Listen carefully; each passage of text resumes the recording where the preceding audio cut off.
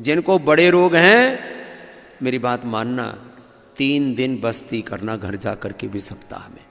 आँखों के रोगी, कान के रोगी, मस्तिष्क के रोगी मेदाक्वात से, आँखों के रोगी आंवला एलोवेरा आदि से, कान के रोगी सारीवाद्यावटी, चंद्रप्रभा, शिलाजीत रसायन और दशमूल का काढ़ा, उससे ही। ईयर ग्रिट बस्ती, आई ग्रिट बस्ती के लिए आंवला एलोवेरा सप्तामृत लो। फिर हृदय बस्ती के लिए है, मैंने कहा इजेक्शन फ्रैक्शन कम है तो गाय का घी डालना, हार्ट में ब्लॉकेज है तो उसकी भी जरूरत नहीं। फिर अर्जुन की छाल, दालचीनी, दशमूल का क्वाथ, उससे बस्ती करना।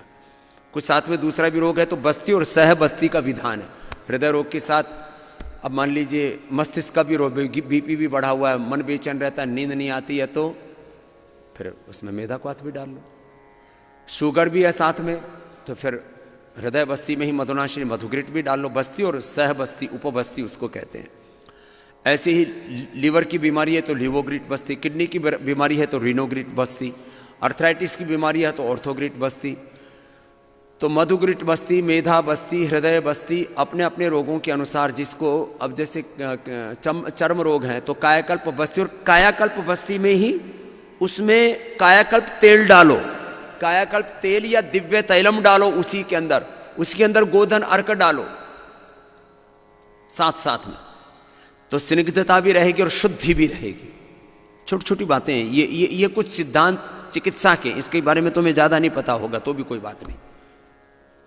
फिर पहले दिन मान लीजिए 3 दिन आपने कायाकल्प क्वाथ से, कायाकल्प तेल से या दिव्य तैलम आपको देते हैं उससे आपने बस्ती की, 1 से 2 चम्मच उसमें घी भी डाला, उसमें हनी भी डाला और उसमें एलोवेरा भी डाला। एलोवेरा अंदर से शरीर के जो उपद्रव है ना उनको ठीक करता है, जिससे चर्म रोग होते हैं।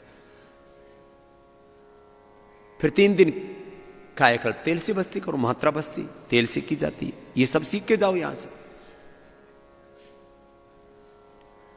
जिनको इनफर्टिलिटी है तो संतति बस्ती, संतति सुधा, ये जो टैबलेट है ये 10-10 गोली देते हैं संतति सुधा की, उसमें बस्ती में 10 गुना तक खुराक देते हैं। आदमी जो मुंह से इनटेक करता है दवा, उससे 10 गुना ज्यादा डोज देते हैं हम बस्ती में, और एकदम से व्यक्ति उभर जाता है। संतति सुधा की बस्ती लो जिनको इनफर्टिलिटी है।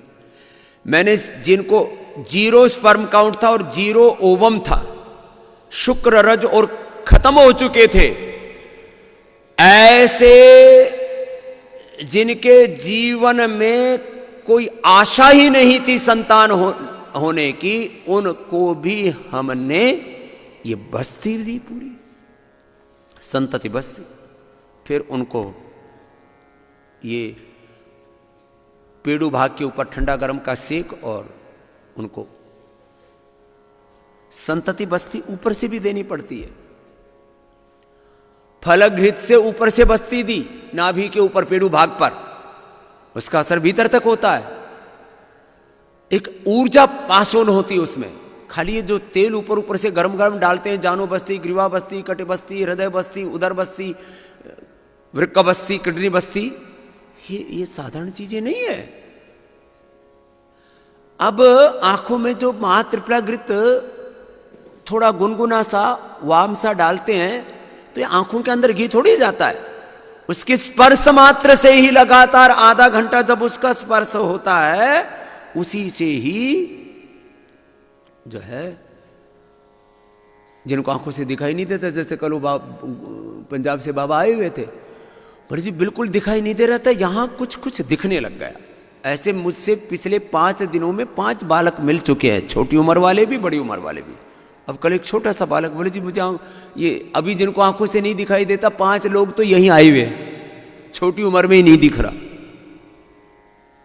कोई अपनी बड़ी माँ को लेकर के आए हुए, बोले बाबा जी किसी ने तो 10-10, 20-20 ऑपरेशन करवाए आंखों के। और मैं कहता हूं तुम मेरी बात पूरी मानो, आई ग्रिट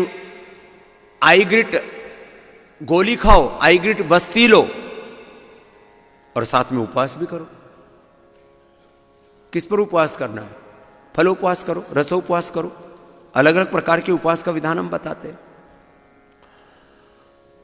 कैंसर वाले रोगों को जब अब कल एक जो है भाई बोले, बाबा जी मैंने आपकी बहुत सेवा की है शिविर में, मैं आपका सारथी भी रहा हूँ, और उसको लीवर सिरोसिस हो रखा है। बोले जी बहुत भूख लगती है, मेरे को खाना दो। मैंने कहा तेरे को कतई खाना नहीं मिलेगा। नहीं, दे दो साहब, मर जाऊंगा। मैंने कहा तेरी भूख मैंने बढ़ाई है तेरा लीवर सिरोसिस ठीक करने के लिए, और तू उस भूख को खाना खा करके खत्म करना चाहता है। भूख को खत्म मत करो।